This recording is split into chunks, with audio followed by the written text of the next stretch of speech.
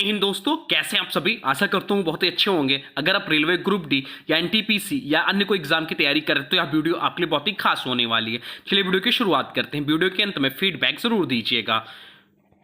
पहला क्वेश्चन है, जालियांवाला बाग हत्याकांड के समय भारत का वायसराय कौन था। जालियांवाला बाग हत्याकांड के समय भारत का वायसराय कौन था। तो इस क्वेश्चन का राइट आंसर हो जाएगा option C, Lord Chelmsford. Lord Chelmsford Jallianwala Bagh हत्याकांड के समय भारत के वायसराय थे। चलते हैं अगले क्वेश्चन की ओर। अगला क्वेश्चन आपसे पूछा है, किस शासक ने इलाहाबाद संधि पर हस्ताक्षर किए थे। किस शासक ने इलाहाबाद संधि पर हस्ताक्षर किए थे। तो इस क्वेश्चन का राइट आंसर हो जाएगा शाह आलम द्वितीय। शाह आलम द्वितीय इलाहाबाद संधि पर हस्ताक्षर किए थे। चलते हैं अगले क्वेश्चन की ओर। अगला क्वेश्चन आपसे पूछा है, किस मुगल शासक ने सर्वप्रथम अंग्रेजों को भारत में व्यापार करने की अनुमति दी थी। किस मुगल शासक ने सर्वप्रथम अंग्रेजों को भारत में व्यापार करने की अनुमति दी थी। तो इस क्वेश्चन का राइट आंसर हो जाएगा ऑप्शन सी, जहांगीर ने दी थी। राइट आंसर हो जाएगा ऑप्शन सी। चलते हैं अगले प्रश्न की ओर। अगला प्रश्न आपसे पूछा है, किस भारतीय राजा ने चीन में बौद्ध धर्म के प्रचार के लिए दूत भेजे थे। किस भारतीय राजा ने चीन में बौद्ध धर्म के प्रचार के लिए दूत भेजे थे। तो इस क्वेश्चन का राइट आंसर हो जाएगा ऑप्शन ए, अशोक। अशोक ने भेजे थे। चलते हैं अगले क्वेश्चन की ओर। अगला क्वेश्चन आपसे पूछा है, वर्नाकुलर प्रेस एक्ट किसने लागू किया था। वर्नाकुलर प्रेस एक्ट किसने लागू किया था। तो इस क्वेश्चन का जो राइट आंसर हो जाएगा वो हो जाएगा लॉर्ड लिटन। लॉर्ड लिटन ने वर्नाकुलर प्रेस एक्ट लागू किया था। चलते हैं अगले क्वेश्चन की ओर।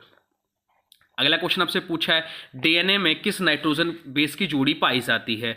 डीएनए में किस नाइट्रोजन बेस की जोड़ी पाई जाती है। तो इस क्वेश्चन का जो राइट आंसर हो जाएगा वो हो जाएगा ऑप्शन बी, एडेनिन और थाइमिन। एडेनिन और थाइमिन की जोड़ी पाई जाती है। चलते हैं अगले क्वेश्चन की ओर। अगला क्वेश्चन आपसे पूछा है, कोशिका का शक्ति केंद्र किसे कहा जाता है। कोशिका का शक्ति केंद्र किसे कहा जाता है। तो कोशिका का शक्ति केंद्र जो कहा जाता है वह माइट्रोकांडिया को कहा जाता है। राइट आंसर हो जाएगा ऑप्शन ए, माइट्रोकांडिया को कोशिका का शक्ति केंद्र कहा जाता है। चलते हैं अगले क्वेश्चन की ओर।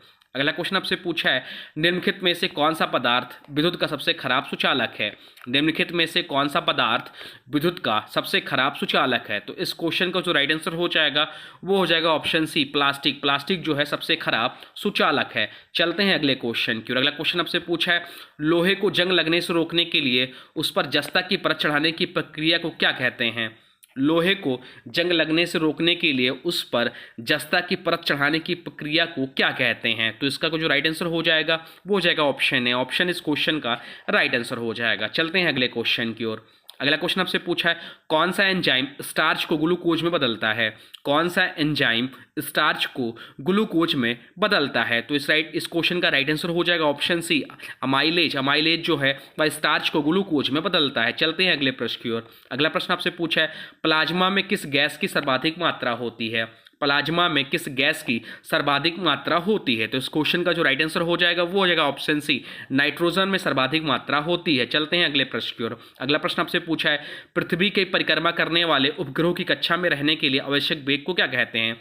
पृथ्वी की परिक्रमा करने वाले उपग्रहों की कक्षा में के रहने के लिए आवश्यक वेग को क्या कहते हैं। तो जो कहते हैं वह कक्षीय वेग कहते हैं। ऑप्शन बी इस क्वेश्चन का राइट आंसर हो जाएगा। चलते हैं अगले प्रश्न की ओर। अगला प्रश्न आपसे पूछा है, ओलंपिक खेलों में स्वर्ण पदक जीतने वाले पहले भारतीय व्यक्तिगत खिलाड़ी कौन थे।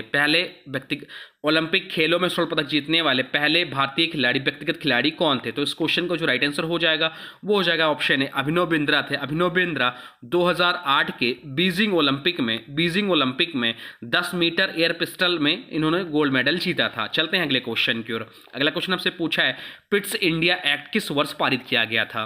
पिट्स इंडिया एक्ट किस वर्ष पारित किया गया था। तो इस क्वेश्चन का जो राइट आंसर हो जाएगा वो हो जाएगा 1784। 1784 में पिट्स इंडिया एक्ट पारित हुआ था। चलते हैं अगले प्रश्न की ओर। अगला प्रश्न आपसे पूछा है, संविधान के किस भाग में आपातकालीन प्रावधान शामिल है। संविधान के किस भाग में आपातकालीन प्रावधान शामिल है। तो इस क्वेश्चन का राइट आंसर हो जाएगा भाग 18।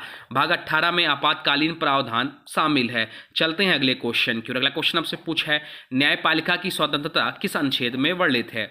न्यायपालिका की स्वतंत्रता किस अनुच्छेद में वर्णित है। तो इस क्वेश्चन का जो राइट आंसर हो जाएगा वो हो जाएगा अनुच्छेद 50 में। अनुच्छेद 50 में वर्णित है न्यायपालिका की स्वतंत्रता। चलते हैं अगले क्वेश्चन की ओर। अगला क्वेश्चन आपसे पूछा है, डायनामाइट के आविष्कारक कौन थे। डायनामाइट के आविष्कारक कौन थे। तो डायनामाइट के जो आविष्कारक थे वो अल्फ्रेड नोबेल थे। अल्फ्रेड नोबेल डायनामाइट के आविष्कारक थे। चलते हैं अगले प्रश्न की ओर। अगला प्रश्न आपसे पूछा है, ह्यूमन डेवलपमेंट इंडेक्स एसडीआई के जारी करने वाली संस्था कौन सी है? ह्यूमन डेवलपमेंट इंडेक्स एसडीआई जारी करने वाली संस्था कौन सी है? तो इस क्वेश्चन का जो राइट आंसर हो जाएगा वो हो जाएगा ऑप्शन सी, यूएनडीपी है। यूएनडीपी ह्यूमन डेवलपमेंट इंडेक्स जारी करता है। चलते हैं अगले क्वेश्चन की ओर।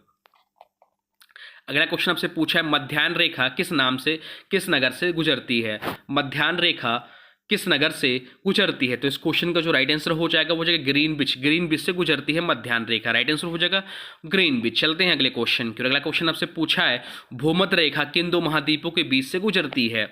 भूमध्य रेखा किन दो महाद्वीपों के बीच से गुजरती है? तो इस क्वेश्चन का जो राइट आंसर हो जाएगा वो हो जाएगा अफ्रीका और दक्षिण अफ्रीका, दक्षिण अमेरिका।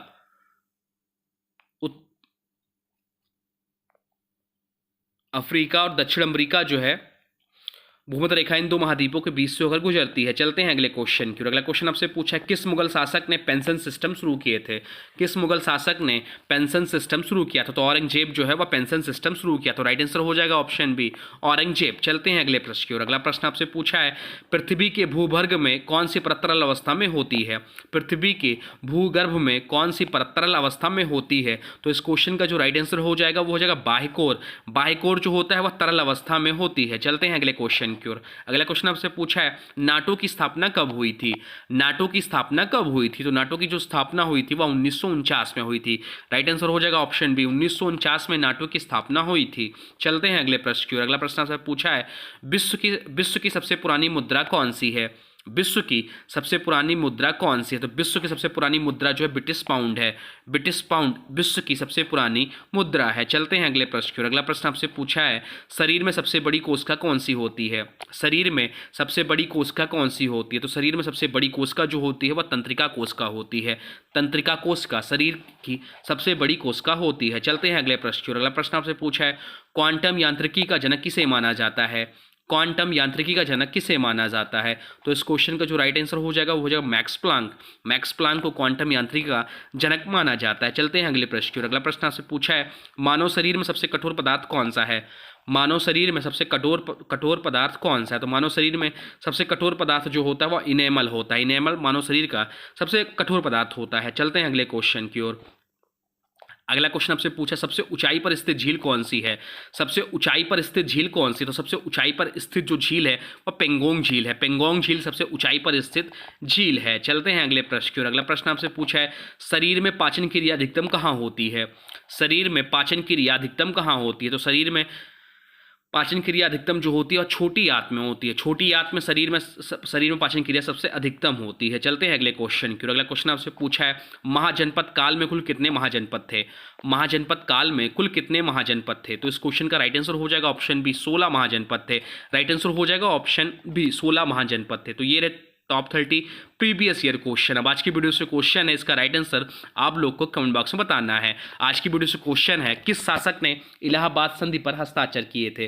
किस शासक ने इलाहाबाद संधि पर हस्ताक्षर किए थे? इसका जो भी राइट आंसर होगा कमेंट बॉक्स में जो बताइएगा। साथ साथ में वीडियो कैसा लगा इसके बारे में भी जरूर बताइएगा। हाँ, अभी तक आपने वीडियो को लाइक नहीं किया तो प्लीज़ वीडियो को लाइक कर दीजिए और चैनल पर नए चैनल को सब्सक्राइब भी कर लीजिए। चलिए मिलते हैं एक नए वीडियो में, तब तक के लिए thanks for watching railway exam target. For more update please subscribe railway exam target.